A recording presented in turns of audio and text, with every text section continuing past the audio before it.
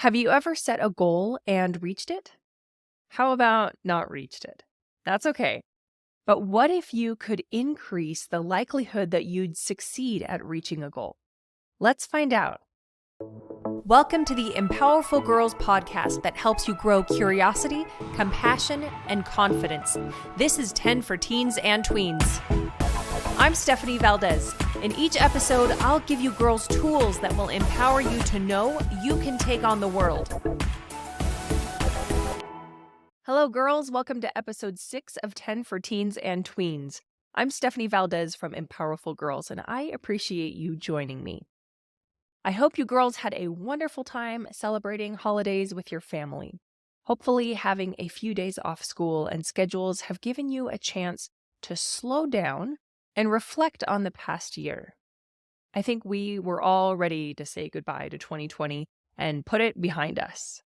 Even if things didn't go the way you had hoped or planned, I'm sure you learned and grew last year more than you realize. And now we are eagerly looking forward to a new year and more good things to come in 2021. The new year feels like a new beginning or fresh start that inspires people to make resolutions or goals. But you can make new goals any time of the year. It doesn't have to be the beginning of the year, the month, the week, or even day. You can start working on a goal on a Thursday in March or an evening in the middle of August. Don't wait for the perfect time. You can set a goal anytime. Have you ever made a goal and reached it? How about not reached it? That's okay. I've been there too. It's okay if you set a goal and don't quite get there. Growth isn't dependent on whether you achieve a goal or not. It comes from working toward new habits, making positive changes, and strengthening a skill over time. The process builds character and resilience. But what if you could increase the likelihood that you'd succeed at reaching a goal? Would you believe there is actual science to it? Dr. Gail Matthews from Dominican University did a study to find out if planned and written down goals affect people's success reaching them. The study's participants were split into 5 groups. The first group made no goals or plans. The second group wrote down goals but didn't make a plan to reach them. The third group wrote down specific goals and made a plan how to reach them. The fourth group wrote down specific goals and made a plan how to reach them, and then told a supportive friend about their goals and plans. And the fifth group wrote down specific goals, made a plan how to reach them, told a supportive friend about their goals and plans, and then every week they followed up with their friend on the progress of their goals and plans. So which group out of those 5 do you think was the most successful at reaching their goals? Yes, it was the 5th group, because they made specific goals and wrote them down with plans how to reach them, and they had an accountability buddy to report on their progress.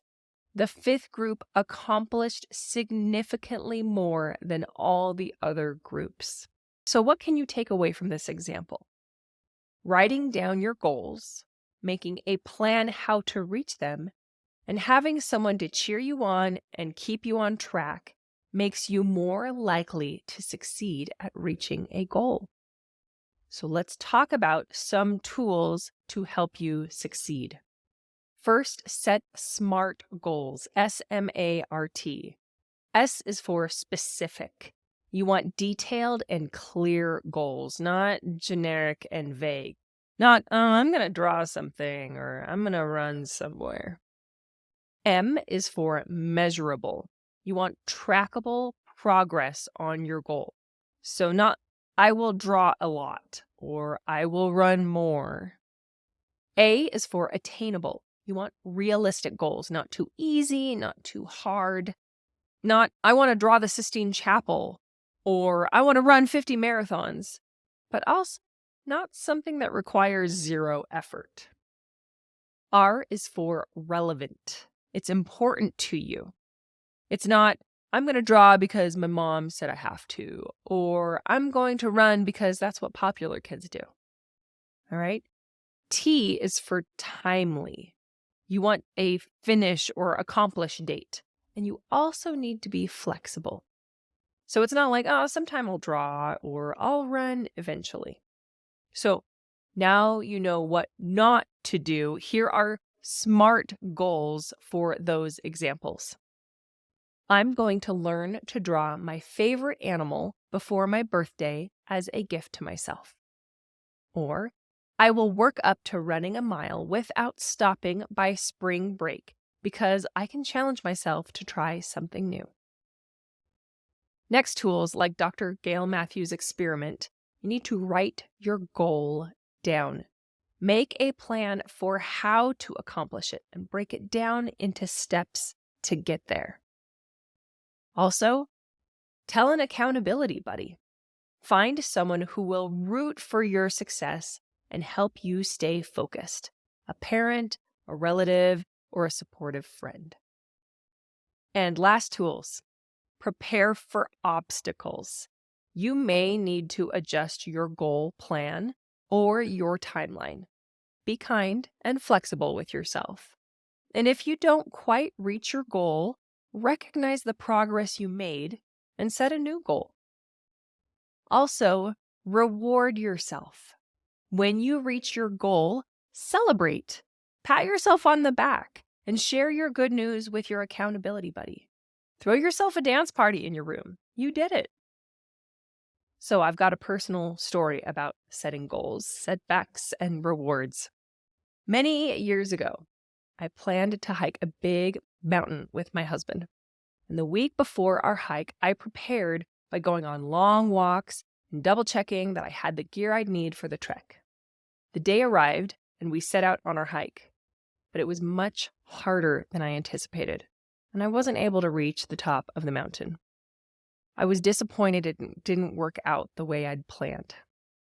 Years later, I made another goal to hike that same mountain with him. Again, I prepared by making sure I had the right gear. This time I got hiking poles, and I went on long walks uphill to condition myself for the difficult climb up that mountain.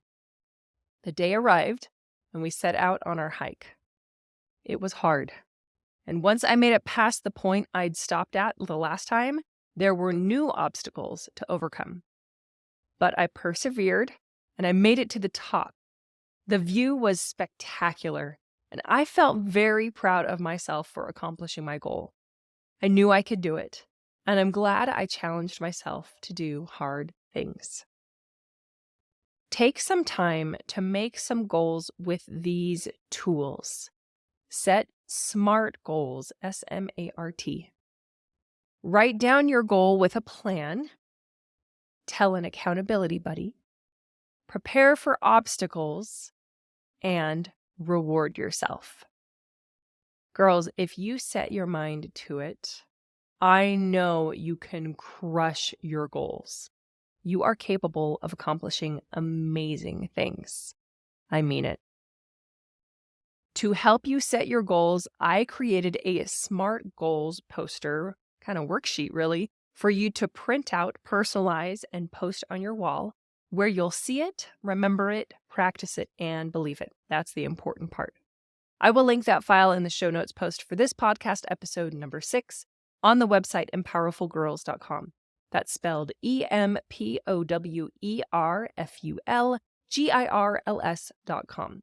And while you're there, you can get on the email list too. A few of my favorite books that illustrate reaching goals are After the Fall by Dan Santat and Salt in His Shoes by Dolores Jordan. Movies that explore this are Moana and The Wizard of Oz. If you have a topic suggestion, I would love to hear from you. Send an email, tweens get the okay from your parents, to hello@empowerfulgirls.com. And if you have social media already, you can follow me on Insta or TikTok at empowerfulgirls. I am not encouraging or endorsing social media, but I'm on there to offer an unfiltered, uplifting alternative to what's in your feed. Thank you so much for joining me for the 10 for Teens and Tweens podcast by Empowerful Girls. I can't wait to talk with you again. I love you, girls.